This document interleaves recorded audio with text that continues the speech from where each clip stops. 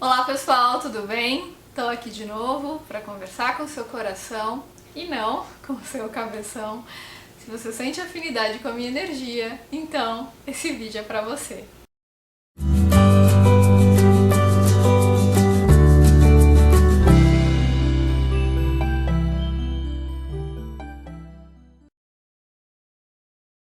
Gente, eu vou fazer um outro vídeo respondendo perguntas, né? As perguntas que vocês me fizeram na fanpage.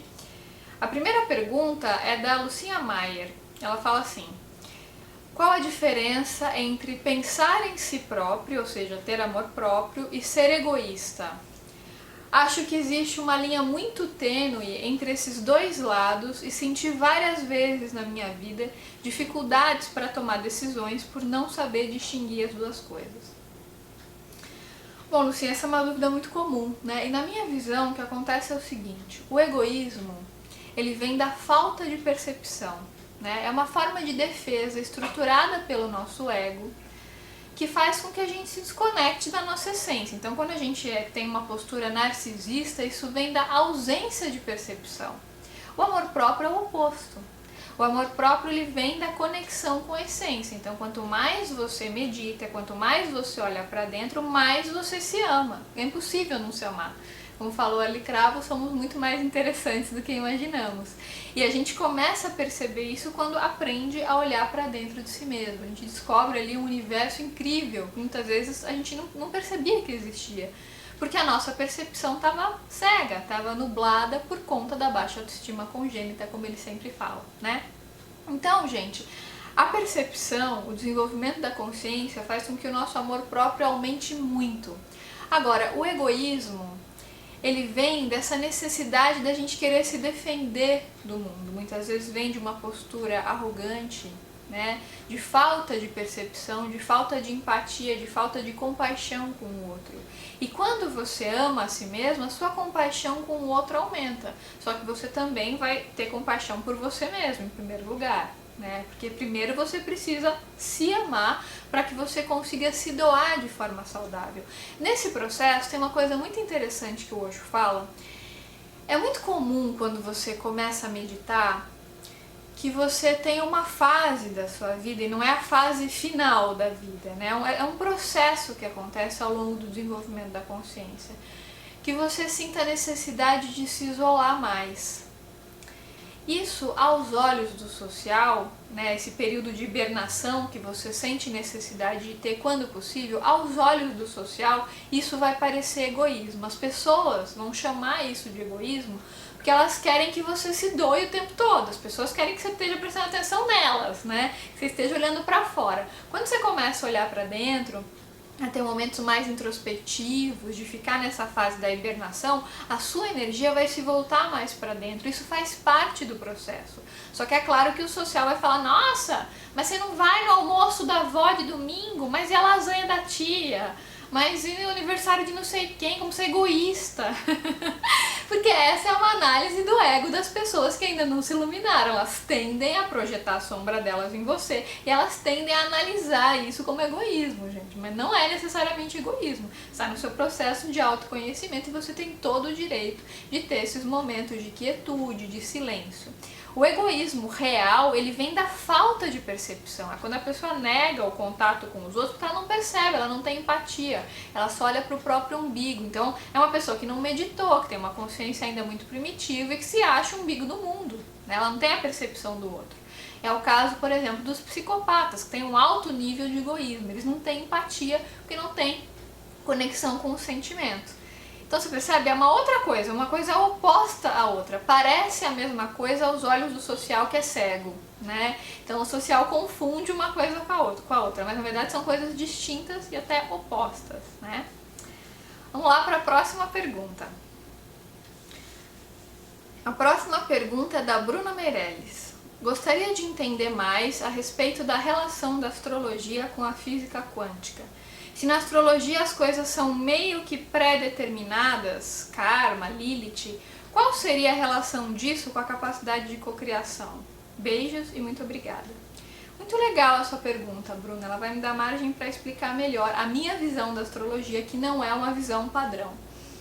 Teve um congresso de astrologia online que participou, um astrólogo muito bom, por sinal, o astrólogo Otávio Azevedo, e a Clarissa, que agora eu não lembro o sobrenome.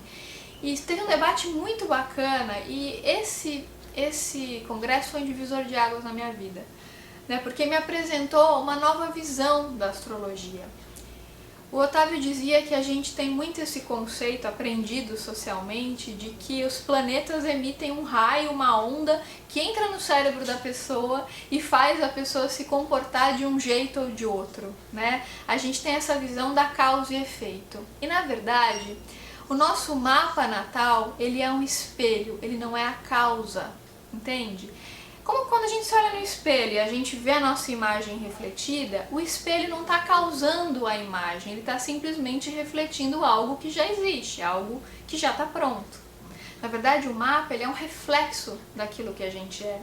Hermes Trismegisto, patrono da alquimia, já dizia, né, que tudo que está em cima também está embaixo, ou seja, tudo o que acontece no céu tem um representante na Terra, e não é por causa e efeito, é porque tudo é espelho. Tudo que acontece em cima também acontece embaixo.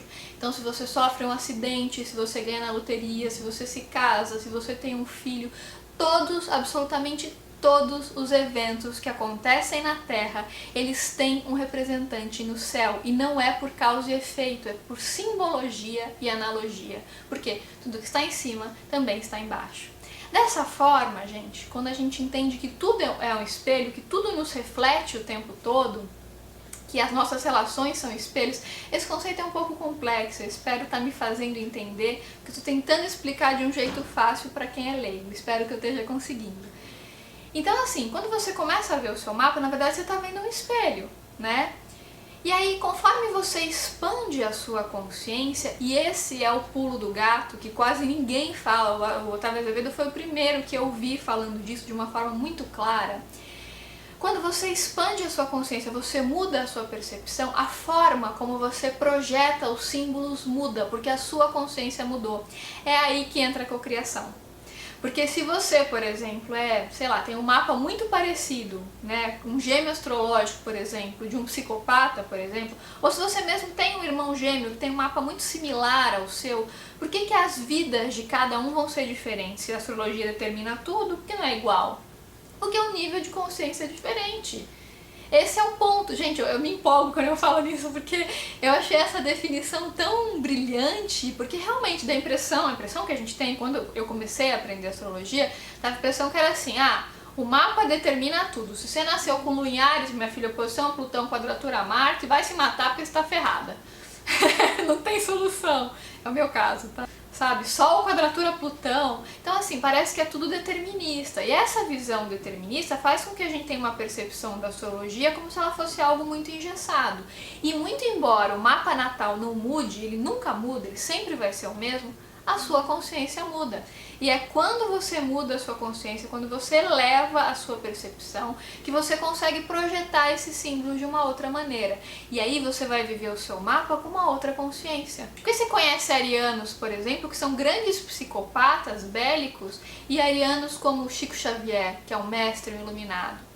Por que isso acontece? Porque o nível de consciência é diferente. Então não dá pra falar assim, ariano é do mal, esses clichês absurdos, que eu fico indignada, assim, tipo, não, escorpião é do mal. Como assim é do mal? Depende do nível de consciência. Escorpião é um signo de muita profundidade, a pessoa pode desenvolvê-lo de uma forma rasteira e ficar no nível primitivo, querendo se vingar de todo mundo e com raiva do mundo, com a sexualidade travada, ou ela pode ser um grande curador, uma grande curadora, um alquimista, porque a consciência dela é diferente. E é aí que entra a cocriação. Você muda a sua consciência, você consegue cocriar as coisas com mais percepção. A mesma coisa acontece nos mapas de previsões astrológicas, né? Quando tem um trânsito numa casa X do seu mapa, isso não está determinando que vai acontecer um problema só porque aquele trânsito é tenso. Isso vai depender das suas crenças e do seu nível de consciência. Quanto mais você consegue ficar alinhado na luz, no amor, na leveza, na alegria, quanto mais você medita, melhor você vai conseguir projetar aquele símbolo, melhor você vai conseguir usar aquilo a seu favor.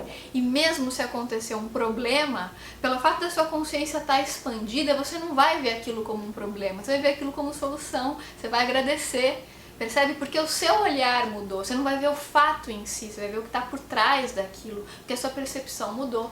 Então, gente, não se baseie simplesmente no mapa. É super importante a gente conhecer o nível de consciência da pessoa que vive aquele mapa, porque é isso que vai definir a maneira como ela vai vivenciar o seu próprio mapa natal e o seu próprio momento astrológico. Gente, é isso. Espero muito que eu tenha sido clara nas minhas explanações. Se vocês ainda ficaram com dúvida, coloquem as questões de vocês aqui embaixo, eu vou respondendo na medida do possível. E claro, se você gostou desse vídeo, lembra de deixar o seu like aqui pra mim, compartilhar com seus amigos e se inscrever no canal se ainda não tiver se inscrito. Então é isso, um grande beijo e até!